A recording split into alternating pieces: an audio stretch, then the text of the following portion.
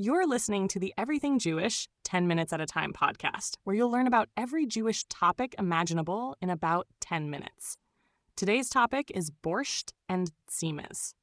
Before we begin, a quick apology for my Hebrew pronunciation, because the history is real, the food is real, but the voice is an AI, like a robot confidently blessing the wine with the wrong tune. Borscht and Tzimmes sound like cartoon sound effects, but they are serious business in Jewish kitchens. These are comfort foods born in Eastern Europe, where winters were long, money was tight, and patience was a survival skill. They are dishes that simmer slowly, improve with time, and make people feel taken care of.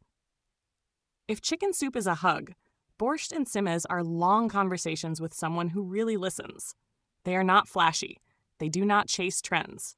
They quietly deliver warmth, nourishment, and memory, which might be the most Jewish culinary goal imaginable across generations everywhere. Let's start with borscht, the soup that looks like it escaped from a comic book but tastes like history. Borscht is beet soup, and beets are earthy, sweet, and unapologetically bold. In Jewish kitchens, borscht was made by simmering beets with water or broth, onions, carrots, sometimes cabbage, and a splash of vinegar or lemon juice. That acid matters. It brightens the flavor and keeps the soup from feeling heavy. Borscht can be served hot in winter or cold in summer, making it the rare soup with year-round versatility. In warm weather, cold borscht feels refreshing, like switching from hot coffee to iced. People often add potatoes, beans, or a spoon of sour cream when dairy is allowed. Borscht stains everything it touches, which feels symbolic. It leaves evidence. You were here. You ate. You remember. Borscht was practical food. Beets store well underground. Soup stretches ingredients. Color boosts morale during gray winters. For Jewish communities, borscht was affordable nourishment that could feed many people from very little. It did not require meat, which mattered when meat was expensive or unavailable. Over time, borscht became associated with Ashkenazi Jewish identity, especially in Eastern Europe. In America, it gained a strange second life in dayless, resorts, and jokes. People tease it, but they keep ordering it. That is success. Borscht teaches that food does not need universal approval to matter. It only needs to sustain the people who rely on it. Survival over style. Substance over trend. Bright pink anyway. That confidence is part of its charm and its legacy. Now let's talk tzimmes, the sweet, sticky dish that feels like dessert pretending to be a side. Tzimmes is usually made with carrots, sweet potatoes, dried fruit like prunes or raisins, honey or sugar, and sometimes meat. Everything cooks slowly together until soft, glossy, and deeply comforting. Tzimmes is closely associated with Rosh Hashanah because sweetness symbolizes hope for a good year. But historically, it also appeared whenever cooks had carrots and thyme. The name tzimmes even became slang for a big fuss or complicated situation, which is funny because the dish itself is straightforward. Tzimmes is about transformation. Hard carrots become tender, sharp edges soften, flavors blend. The message is not subtle. Give things time and care, and they can become sweeter. That metaphor travels well across generations and kitchens alike. Making tzimmes is simple but intentional. Slice carrots and sweet potatoes. Add dried fruit.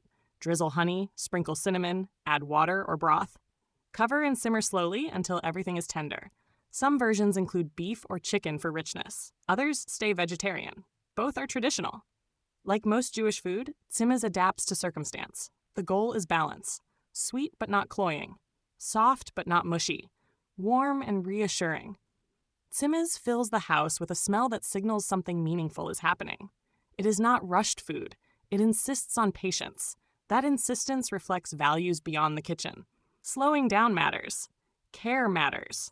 The process is as important as the result, and the result is usually worth waiting for. Borscht and Tzimmes share a worldview.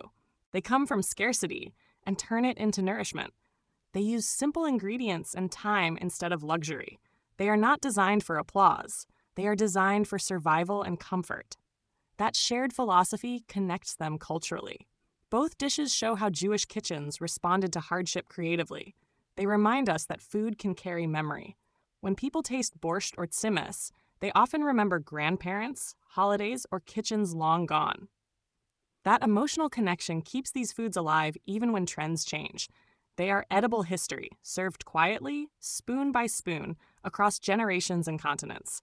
In modern kitchens, Borscht and Tzimmes get updates. Smooth blended borscht, roasted vegetable tzimmes, less sugar, more spice. These changes are not betrayals. They are continuity. Jewish food has always evolved based on location, availability, and taste. What matters is intention, feeding people, creating warmth, preserving memory. If a dish does that, it belongs. These foods welcome adaptation without losing their soul. That flexibility mirrors Jewish survival itself, steady yet responsive, rooted yet open to change. People joke about these foods because they look unusual and sound funny. That humor is affectionate. Jewish culture often laughs at what it loves. Borscht and Tzimmes can handle jokes. They have survived pogroms, migration, and cafeteria interpretations. They do not need rebranding. They just keep showing up, quietly nourishing whoever sits down. That reliability builds trust. You may not crave them daily, but when you need them, nothing else will do. Ultimately, Borscht and Tzimmes remind us that Jewish food values endurance, care, and sweetness earned over time. They are not trendy, but they are faithful. They do not chase attention. They nourish quietly. That quiet nourishment is their power, and it has carried people through long winters, long journeys, and long histories with warmth and dignity intact. As we wrap up, Borscht and Tzimmes remind us that Jewish culture knows how to turn simple ingredients into lasting comfort. Thank you for listening to Everything Jewish, 10 minutes at a time. If you enjoyed this episode, please forward it to a friend if you think they'll like it, or leave a positive review so others can find the podcast. And if you're listening on YouTube, be sure to subscribe on your favorite podcast platform to get new episodes delivered early and for special bonus episodes. Ryan Reynolds here from Mint Mobile.